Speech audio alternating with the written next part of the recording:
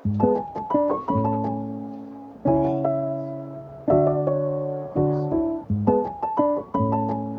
guys, welcome back. This is Sharhondalynette, and today we are going to be doing a book haul. So I am so glad to be back. For those of you who don't live on the East Coast, there was a storm on the East Coast, which was a big storm, like came out of nowhere. At least I didn't know about it until Monday morning, and lots of phone lines, power lines, and Wi-Fi was all not locked, but knocked out.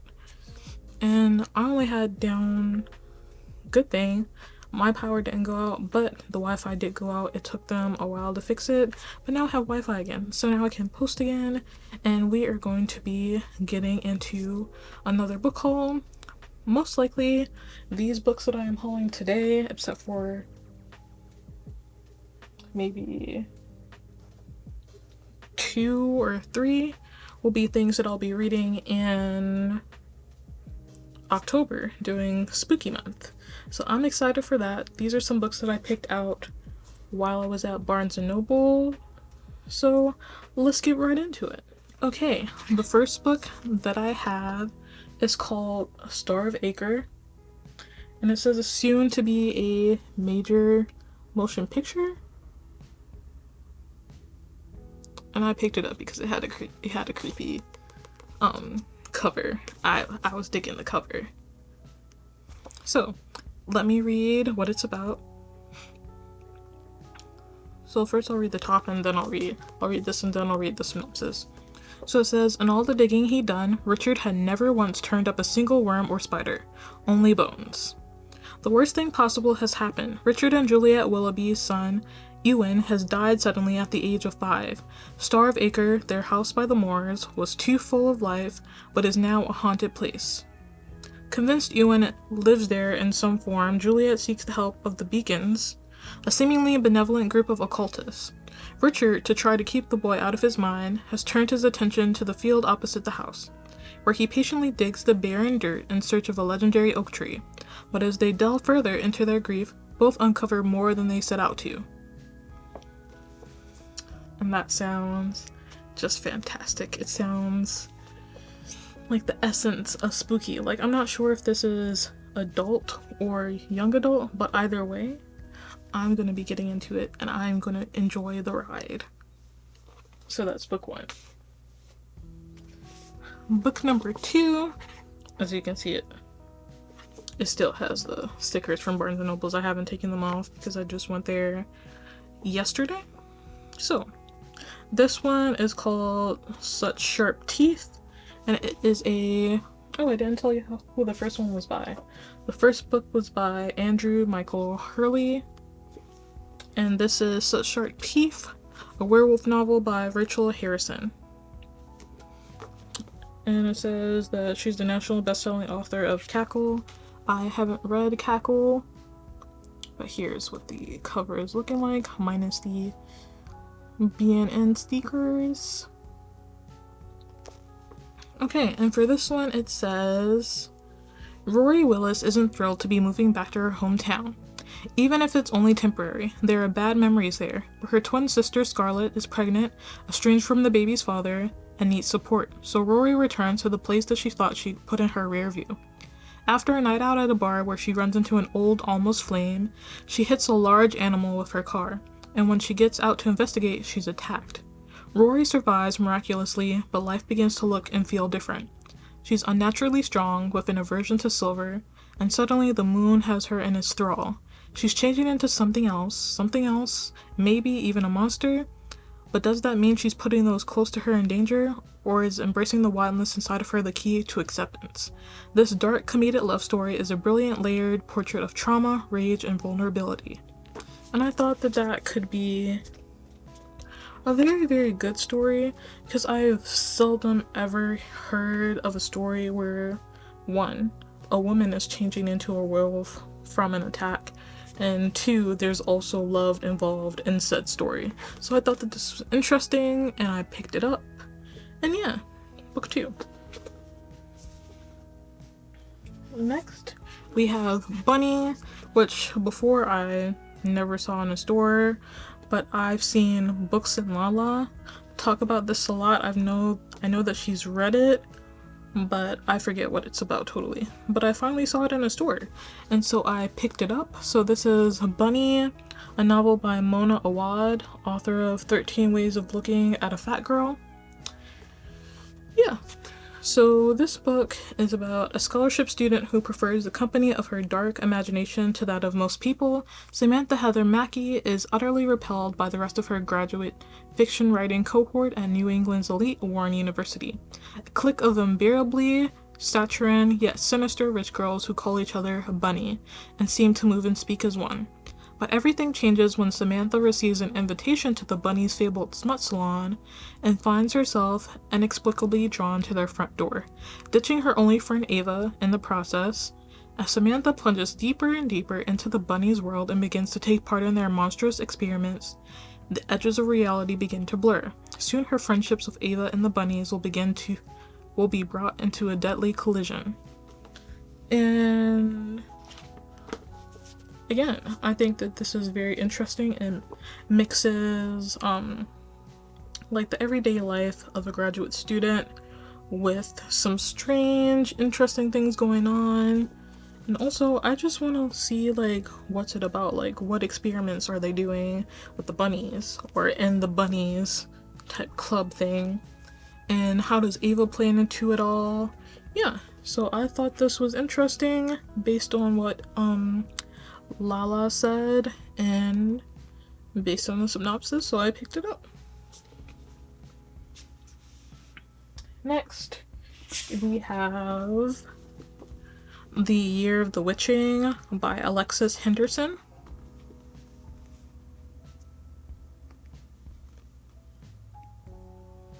And this cover is nice too. Okay, and so this is about, in the lands of Bethel, where prophet's word is law, Emmanuel Moore's very existence is blasphemy. Her mother's union with an outsider of a different race cast her once proud family into disgrace. So Emmanuel does her best to worship the Father, follow a holy protocol, and lead a life of submission, devotion, and absolute conformity, like all the other women in the settlement. But a mishap lures her into the forbidden dark woods surrounding Bethel, where the first prophet once chased and killed 4 powerful witches. Their spirits are still lurking there, and they bestow a gift on Emmanuel, the journal of her dead mother, who Emmanuel is shocked to learn once sought sanctuary in the wood. Fascinated by the secrets in the diary, Emmanuel finds herself struggling to understand how her mother could have consorted with the witches, but when she begins to learn grim truths about the church and its history, she realizes the true threat to Bethel is its own darkness, and she starts to understand that if Bethel is to change, it must begin with her. And this sounds like it's gonna be some type of maybe like revenge or taking revenge for those who have suffered in the past type story. So I thought that this was going to be very good, so I decided to pick it up. I don't think I've read anything by this author before, and I've never heard of this book before either, so yeah. Book number 4. On to book number 5. I literally saw everyone reading this book last year, but like I couldn't get my hands on it. But now I've seen it in BNN. This is A Dowry of Blood by S.T. Gibson. And this says, saved by the brink of death by a mysterious stranger, Constanta is transformed from a medieval peasant into a bride fit for an undying king. But when Dracula draws a cunning aristocratic and a starving aristocrat into his web of passion and deceit, Constanta realizes that her beloved is capable of terrible things. Finding comfort in the arms of her rival's consorts, she begins to unravel their husband's dark secrets. With the lives of everyone she loves on the line, Constanta will have to choose between her own freedom and her love for her husband. But bonds forged by blood can be broken only by death. And like every time someone did a review of this, I think I skipped past it because it looked like something I wanted to read, and reading the synopsis now it makes me want to read it even more because I love everything that has to do with like vampires and Dracula, and now reading about Dracula's wife. Like Castlevania was, but now another Dracula type story, and I think I'm gonna be hooked. I think I'm gonna like it based on the synopsis. And it doesn't seem to be that long of a story, like what?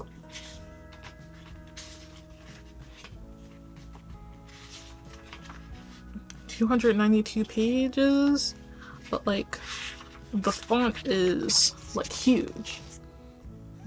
Like, I haven't read a font this big in a while, so I think it's gonna be a very easy read, and I think it won't take me long to get through it at all. So yeah, this is book number 5, A Diary of Blood. Next, we have 2 books that I got from Costco when I went there last week. The first one is In the Weeds by Bk Morrison. And I can't remember if I've hauled these before.